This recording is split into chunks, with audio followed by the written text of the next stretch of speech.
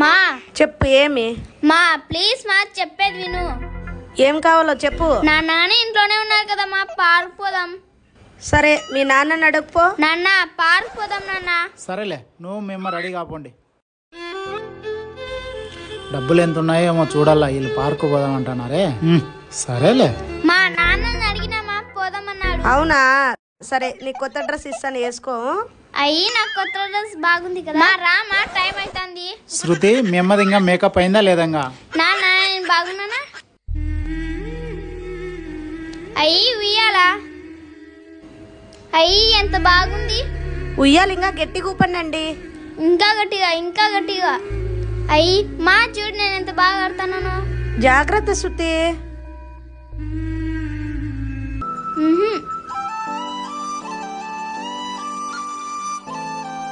ఏమండి, పాప స్కూల్ నుంచి వస్తుంది, ఏమైనా స్నాక్స్ తెచ్చియండి, చేయిస్తా. సరేలే, ఏం తెచ్చిమంటావు? స్కూల్ నుంచి పాప ఆకలితో వస్తుంది, ఏదో ఒకటి తీసుకురాపోండి, చేయిస్తా. ఇదిగో లక్ష్మి. ఏమండి, స్కూల్ టైం అయిపోయింది, తొందరగా వెళ్ళండి. ఆ పాప మీకోసం వెయిట్ చేస్తుంటది, తొందరగా వెళ్ళండి. సాక్సులు షూలు ఆడంటే ఆడ పెట్టేసినావు, నీటికి పెట్టమ్మా. ఇంకా స్టార్టా? ఇంటికి ఊరికైనా వచ్చిన అట్లా స్కూల్లో నిన్న బాగుండు. స్కూల్ నుంచి వస్తానే కాళ్ళు చేతులు కడుక్కోమని ఎన్ని చోట్ల చెప్పాలి శృతి నీకు? స్కూల్ నుంచి వస్తానే సెల్లు పట్టుకుంటావు, పోయి ఫ్రెషప్ కాపో. అరిసేది ఉందా? చేసి పెడతావా? నువ్వు డ్రెస్ ఏం చేసుకొని వచ్చే లోపల నేను రెడీ చేసి పెట్టింటా, పో. అబ్బా చూద్దాంలే. నేను డ్రెస్ ఏం చేసే లోపు రెడీ చేస్తానన్నావు కదమ్మా, ఇది రెడీ అయిందా? అయిపోయింది శృతి. హై, మా అమ్మ 5 నిమిషాలు రెడీ చేస్తానంటే ఏమో అనుకున్నా, చూడడానికి భలే ఉన్నాయి. అబ్బా భలే ఉన్నాయి మా, సూపర్. అటు నుంచి తెచ్చేదేముండదు, అన్ని ఇటు నుంచి ఎతబోయేటివే. అమ్మేం రెడీ లోపల చిటపటలాడుతుంది. అయ్యో అదే. ఏమండి, ఒకటి అడుగుతా, కాదన్నారు కదా? ఆల్రెడీ నువ్వు గట్టిగా అనుకొని వచ్చినావు కదా, ఏదో చెప్పు. అదేనండి, రాఖీ పండుగ వస్తుంది కదా, మా తమ్మునికి రాఖీ కొందామని. అంతే కదా, మీ ఊరికి వెళ్ళే దారిలో తీసుకుపోదులే. మనకు నచ్చిన డిజైన్ అంత తొందరగా యాడ్ చేయిస్తారండి. మనం ఇప్పుడు ఆర్డర్ ఇస్తే అప్పుడు ఇచ్చేదే పెద్ద గొప్ప. ఏంది ఆర్డర్ అంటున్నావు? ఏందో? అదేనండి, మా తమ్మునికి గోల్డ్ రాఖీ చేపిద్దామని. గోల్డ్ రాఖీనా? సరే, నువ్వు చెప్పింది నేను కొనిస్తా, నేను చెప్పింది నువ్వు తెస్తావా? ఏమో తీసుకురావాలంటున్నాడే, ఇప్పుడు ఏం చేయాలబ్బా? సర్లే, ఏమో చెప్పు. నీకు 60,000 పెట్టి రాఖీ కొనిస్తా, నువ్వు మీ పుట్టింటి నుంచి వచ్చేటప్పుడు 1,20,000 తెస్తావా? తెస్తానంటే చెప్పు, ఆర్డర్ ఇచ్చేసి వద్దాం. అట్లెట్లయితుందండి? అట్లే అవుతుంది మళ్ళీ. కొని నేను చెప్పేచ్చు కదా. అమ్మ అంతగా అడుగుతుంది కదా, నాకు కొనిచ్చు కదా. మనకి సోమత ఎంత ఉంటే అంతలోనే చూసుకోవాలమ్మా, మనకి మించిన భారాన్ని మొయ్యకూడదు. ఉన్నప్పుడు ఊరి దేవరా, లేనప్పుడు గాలి దేవరా చేయకూడదు. నిజమే కదా. శృతి, బయట ముగ్గేసానమ్మా, రంగులేరా? అవునా? సరేమా, వేసింది సార్లే గాని నేను స్నానాలకు వెళ్తానా, లోపల రా. మా ఆకలి అవుతుందమ్మా. నేను పూజకి రెడీ చేసుకుంటానా, నన్ను డిస్టర్బ్ చేయకు. డిస్టర్బ్ చేయదంటే వంట చేసుకున్న తర్వాత పూజ చేయొచ్చు కదా. పూజ అయిపోయినాక నేను వంట చేసి పెడతాను, అంతవరకు నన్ను మాట్లాడియద్దండి. ఎందుకు అమ్మ అంతా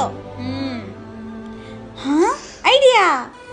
మా కొంచెం ప్రసాదమైన పెట్టుమా. అబ్బా శృతి, అమ్మో పరిగెత్తేంత ఓపిక లేదు. నక్క బద నక్కది, పీత బద పీతది. పూజ అయిపోయింది, వచ్చి మొక్కమ్మా. ఆకలి అవుతుందంటే పెట్టమంటే పెట్టదు కానీ పోయి మొక్కులంట, మొక్కులు.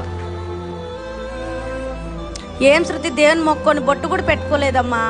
నీకు మొక్కు ఉండేదే ఎక్కువ, మళ్ళీ బొట్టు కూడా పెట్టుకోవాలా? ఏమ్మా అట్లా అంటావు? దేవుని దగ్గర వెళ్ళిన తర్వాత మంచి మనసుతో ప్రశాంతంగా మొక్కోవాలమ్మా.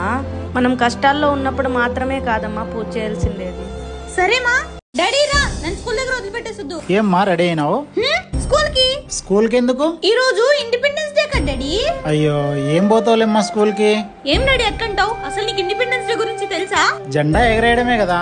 ఏంటి నాన్న అలా అంటావు? అది ఎందరో మహావీరుల త్యాగఫలం. అవి మన నేటి స్వేచ్ఛకి మూలఫలం. ఈ రోజు మనం స్వేచ్ఛ వాయువును పీలుస్తున్నామంటే దానికి కారణం ఎందరో మహానువీరుల త్యాగ ఫలితం. బ్రిటిష్ పరిపాలన నుంచి స్వేచ్ఛను కలిగించిన మహానుభావులు వాళ్ళందరినీ మనం స్మరించుకోవాల్సిన రోజు ఇది.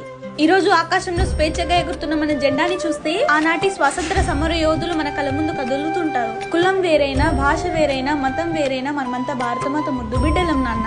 స్వాతంత్రం తెచ్చింది మగవాళ్లే కదా? లేదు నాన్న, స్వతంత్రం కోసం ఆడ మగ అని భేదం లేకుండా అందరూ కలిసికట్టుగా తెచ్చుకున్న స్వతంత్రం నాన్న ఇది. అవునా? పెద్దవాళ్ళు ఊరికే అనలేదు నాన్న, దేశం అంటే మట్టి కాదో, ఈ దేశం అంటే మనుషులోయి అని. స్వాతంత్రం అంటే ఏంటో తెలియని వాళ్ళకి తెలియచేయండి. వినాయక చవితి అని అన్న వాళ్ళు చందాకు వస్తున్నారు మా. ఎంత ఇస్తాడో పోయి చూడు శృతి. ఎంతైనా ఇనిలేమా? మీ నాన్న 100లో ఇస్తే పర్వాలే, 1000లో ఇస్తాడు. ఏం కాదులేమా, వాళ్ళు ఏమన్నా రోజు వచ్చి అడుగుతారా? ఏదో సంవత్సరానికి ఒకసారి వస్తారు కదా. ఎప్పుడో వస్తారని ఇన్నాళ్ళు కష్టపడి ఇచ్చేస్తామా? నువ్వు రోజు పూజ చేస్తావు, నీకు తెలిసింది ఇంతేనా? అసలు వినాయక చవితి అంటే ఏంటో తెలుసా నీకు? వినాయక చవితి అంటే హిందువులకు అతి ముఖ్యమైన పండుగలో ఒకటి. అంటే మనకు ఈ విషయం నాకు కూడా తెలుసు. అవునా? వినాయక చవితిని ఇంకొక పేరుతో పిలుస్తారు. ఆ పేరు ఏందో చెప్పు చూద్దాం. అది వినాయక చవితిని గణేష్ చతుర్థి అని కూడా పిలుస్తారు. వినాయకుడిని ఎన్ని పేర్లతో పిలుస్తామో తెలుసా? గణేష్, వినాయకుడు. ఆయనకు చాలా పేరుతో పిలుస్తారమ్మా. 32 రూపాయల పేర్లు. అవి ఏవి శృతి? బాల గణపతి, తరుణ గణపతి, భక్త గణపతి, వీర గణపతి, శక్తి గణపతి, ద్విజ గణపతి, సిద్ధి గణపతి, మహాగణపతి, విజయ గణపతి. ఇలాగ పేర్లు చాలా ఉన్నాయమ్మా. నాకు తెలిసింది ఇంతే. అయినా చందాకి చిన్నపిల్లలు వస్తారు, పెద్దవాళ్ళని వస్తే ఇవ్వచ్చు.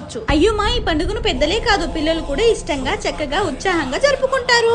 అయినా పెద్దలకు ఒకటే కాదు మా, మనం చందా ఇవ్వాల్సింది, చిన్న పిల్లలు కూడా చందా ఇవ్వాలి. ఎందుకంటే ఇది బాల గణేశుడి పండుగ. శృతి ఏమన్నా పని చేపిద్దురా అమ్మా? వస్తున్నామా. శృతి పాలన పెడదురా అమ్మ కాఫీకి.